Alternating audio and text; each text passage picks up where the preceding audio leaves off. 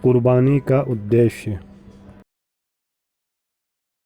कुर्बानी का शाब्दिक अर्थ निकटता प्राप्त करना है और इसका लाक्षणिक अर्थ अल्लाह के नाम पर खून बहाना है और इसका उद्देश्य अल्लाह की प्रसन्नता प्राप्त करना है।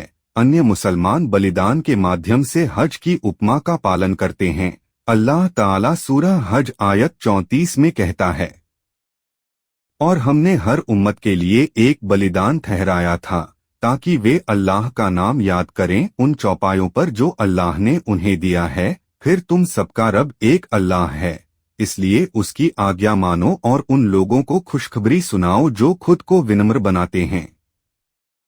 इस आयत में अल्लाह सर्वशक्तिमान ने बलिदान का आदेश दिया और आदेश का पालन करने वालों को खुशखबरी दी।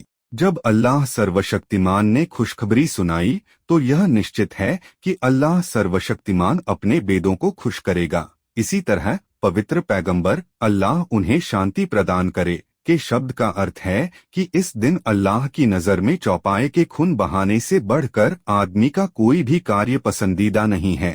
तिर्मिजी। यानी कुर्बानी के बदले पैसा खर्च करना उतना अच्छा नहीं है जितना कुर्बानी करने में अल्लाह की खुशी है, और यह ज़ब्ह किया हुआ जानवर भी लोगों के काम आता है। अल्लाह सर्वशक्तिमान ने सूरह हज आयत 37 में बलिदान के दर्शन के बारे में कहा, न तो उनका मांस और न ही उनका खून अल्लाह तक पहुँचता है, बल्कि तुम्हारी परहेजगारी उस तक पहुँचती है।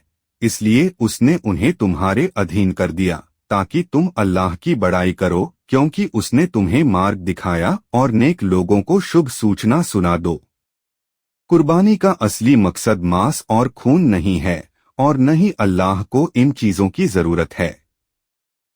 बलिदान का मुख्य उद्देश्य सर्वशक्तिमान अल्लाह की प्रसन्नता है और जो कोई भी इस कार्य को करेगा उसे निश्चित अच्छी खबर प्राप्त होगी। यह ज्ञात है कि बलिदान का मुख्य उद्देश्य अल्लाह महान की प्रसन्नता और प्रसन्नता प्राप्त करना है और यही उद्देश्य सभी इबादत का है। मुफ्ती मोहम्मद शफी उस्मानी कहते हैं, इबादत के विशेष रूप मुख्य लक्ष्य नहीं हैं, बल्कि हृदय की ईमानदारी और आज्ञाकारिता ही लक्ष्य है। न तो उनका मांस और न ही उनका खून अल्लाह तक पहुँचता है। बतलाने का उद्देश्य यह है कि बलिदान, जो कि महान इबादत है, अल्लाह तक नहीं पहुँचता है।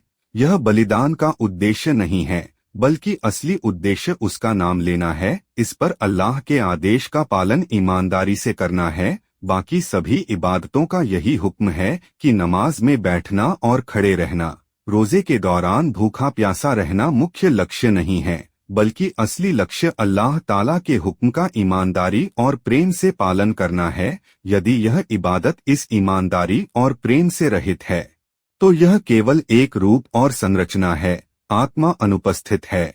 लेकिन इबादत का धार्मिक रूप और संरचना भी आवश्यक है, क्योंकि ये रूप ईश्वरीय आदेश के अनुपालन के लिए उसके द्वारा निर्धारित किए गए हैं।